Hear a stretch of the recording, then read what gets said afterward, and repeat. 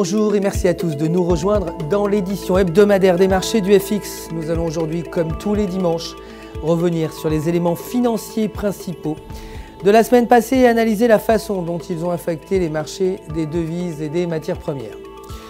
L'euro a chuté face au dollar américain, son recul le plus important depuis le mois de juin, après que le président de la Banque centrale européenne, Mario Draghi, ait dit qu'une devise forte pourrait ralentir la reprise économique de la région.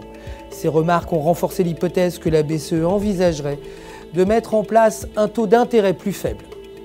Le dernier cours de l'euro était de 1,3362, soit une baisse de 0,25%.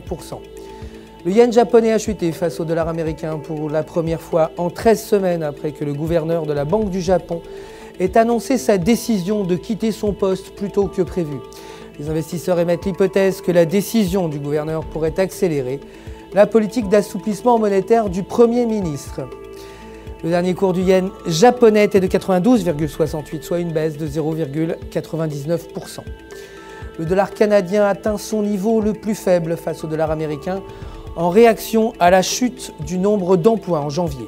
Un déficit commercial persistant ainsi que des nouveaux chantiers de logement moins nombreux que prévu ont également contribué au recul du dollar canadien. Le dernier cours du dollar canadien était de 1,0021, soit une hausse de 0,45%. La livre a affiché ses gains hebdomadaires les plus importants face à l'euro depuis 2011, après que Mark Carney, le prochain gouverneur de la Banque d'Angleterre, ait annoncé que malgré la future mise en place des mesures de stimulation supplémentaires, l'économie actuelle pourrait être suffisante pour une reprise durable. Le dernier cours de la livre était de 1,5799, soit une hausse de 0,55%. En ce qui concerne les autres actualités, l'indice Standard & Poor's 500 s'est renforcé pour la 6e semaine consécutive, soit sa plus longue hausse depuis le mois d'août.